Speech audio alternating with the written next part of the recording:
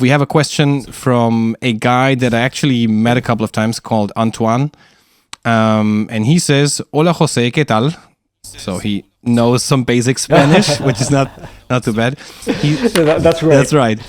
It seems to me that the music scene in Spain, especially in rock music, is quite difficult for musicians, in brackets, not many places to play, hard to get people to shows, etc. Has that been a problem for you when launching your brand? Un abrazo. Wow, and I have a lot to say about that. Yes, in Spain, there is not much as a music culture.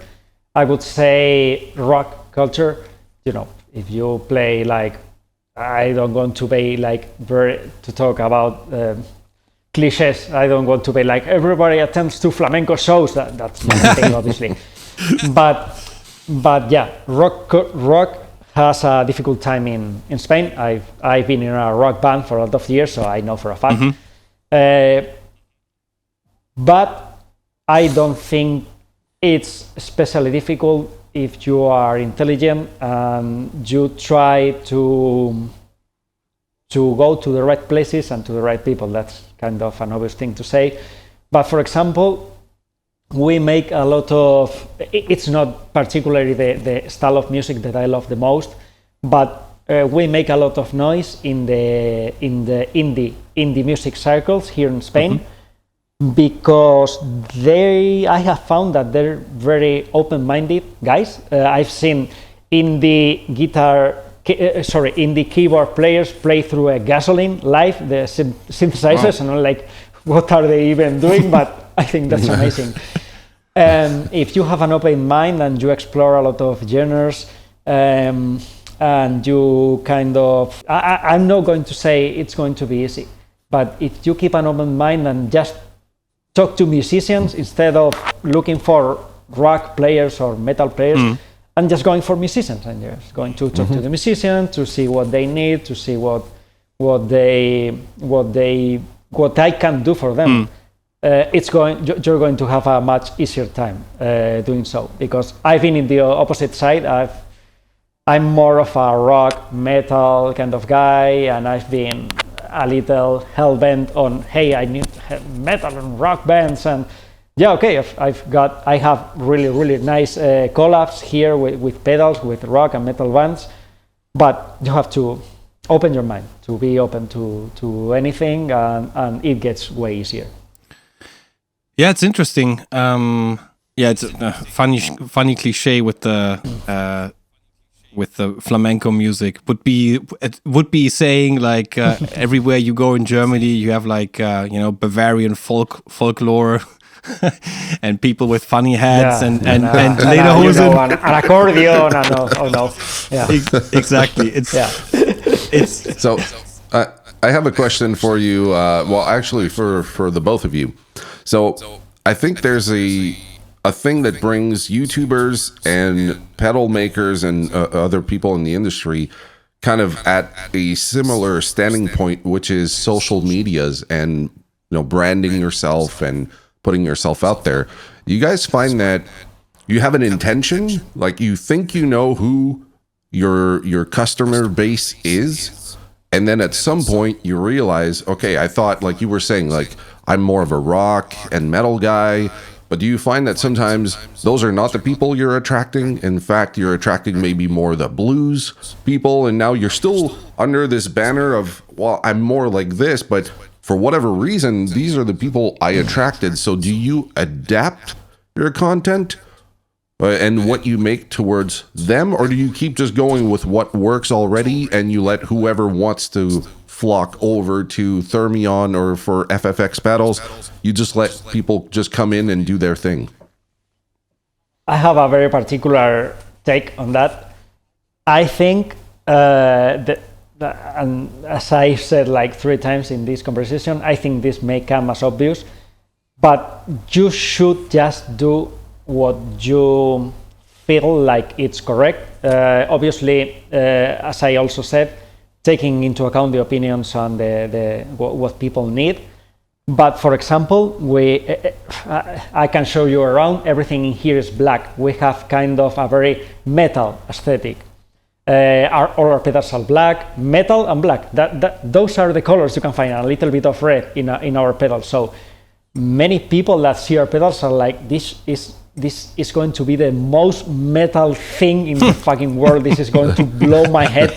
And then they start playing the Heartbreaker, and they're like, wow, these racks, this is like AC/DC tone, and this is not metal at all. And I think that it's just your creation. I create things that, despite of how they sound, they look very metal. I know it for a fact. There's something I just can't help about making things look metal. But I think that especially in the indie music scene, or the indie music artists just love to have a pedal like that looks metal as fuck in their pedal boards, and they just love it. So I don't think I should really need to change anything, and to start now with colors and with rainbows. There are a lot of people who do that. Yeah. Cool. For me, it's like, so okay, this obviously comes from the perspective of someone who has been super involved in content creation, and I plan to go back there, especially for next year. But also someone who, like, in just before the pandemic kind of hit, decided to create pedals on his own. The thing is that when I started doing the YouTube channel, for some reason, I unwantedly became an ambassador for a US guitar brand, because I started playing their guitars. In this case, was Kiesel guitars.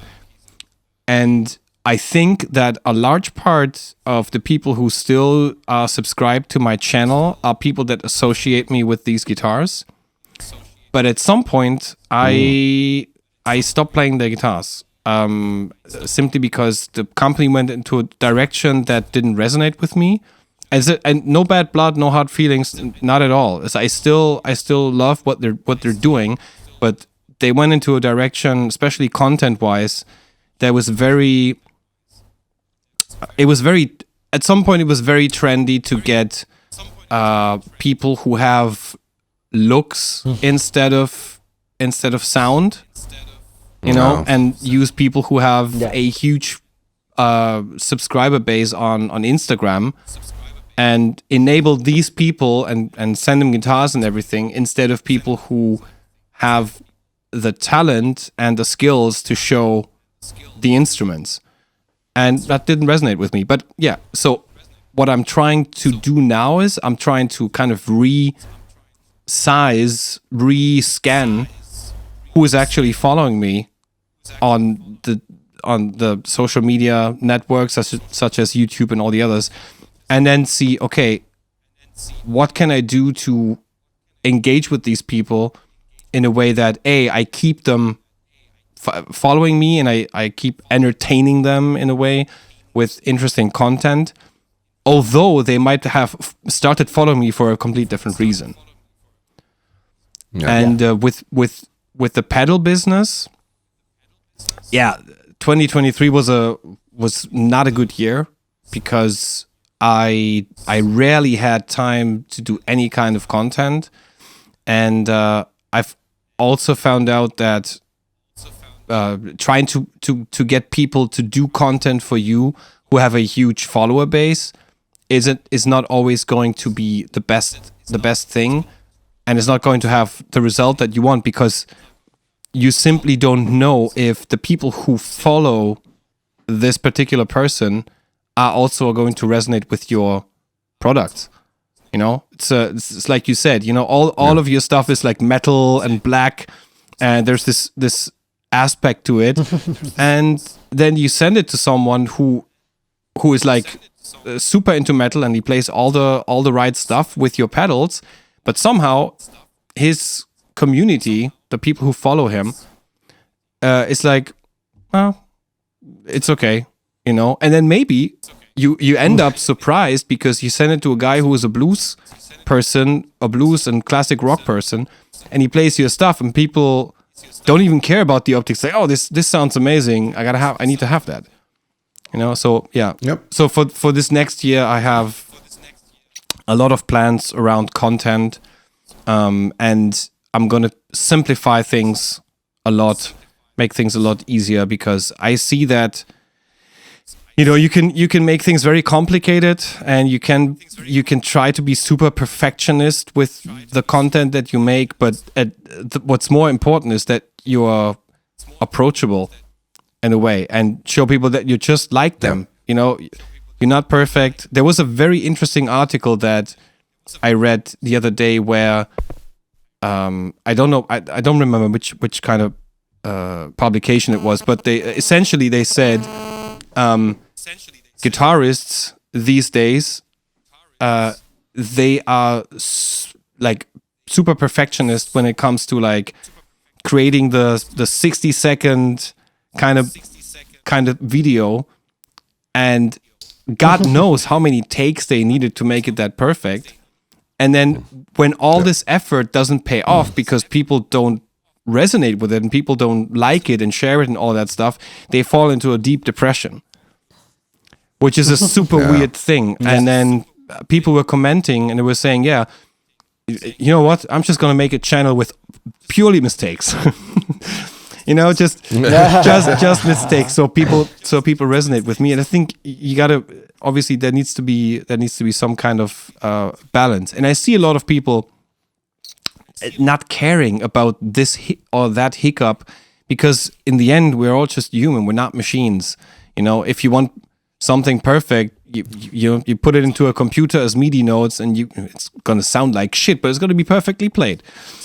And and there you go. You know, it's it is what it is. Nobody is perfect. Well, here's my experience with that, and I think that might be interesting to anyone that kind of doesn't do this day in and day out.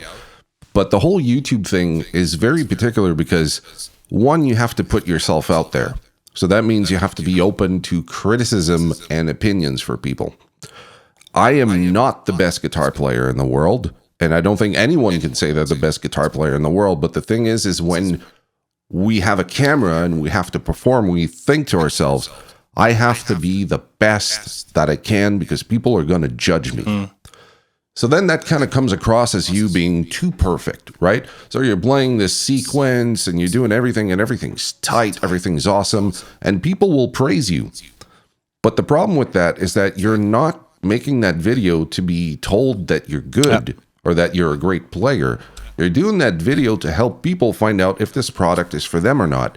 So while we overthink the lighting, the camera setting, the audio, the performance, and all this shit, we get completely lost as to what the point of the video was. So that's why sometimes you have a simple video with just someone that's very charismatic. They're sitting there looking at the camera, they got their guitar in hand, and they walk through this as if you were in a music store with them, and they were just showing you the pedal, right? And it's those videos that resonate the most because the person is authentic. I'm not authentic if this is the fucking 100th take that I have on the stupid guitar lead that I keep fucking up because I'm too worried, I'm sweating because the lights are really hot. People don't think about that. So when you're watching that video of that guy that has like 500 subscribers and he's trying to get you to click on subscribe and interact with that person, and you're like, yeah, I don't know, don't care, and you're moving on. That person probably put 8 hours of work into that video. Exactly. And they still don't know what you want to see as a viewer.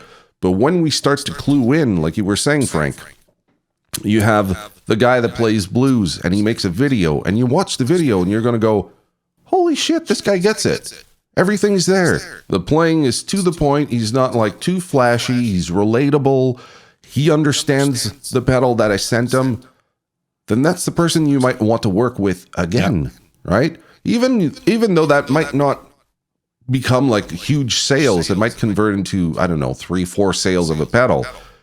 If this person understands what you're making and you like their approach and you're reading through the comments and you can see people are saying really nice things about it, then you might prefer working with this person as opposed to the person that's got like 100,000 subscribers, but no one gives a crap about what you sent. They're just giving that person praise because they're sweeping the fuck out of that guitar.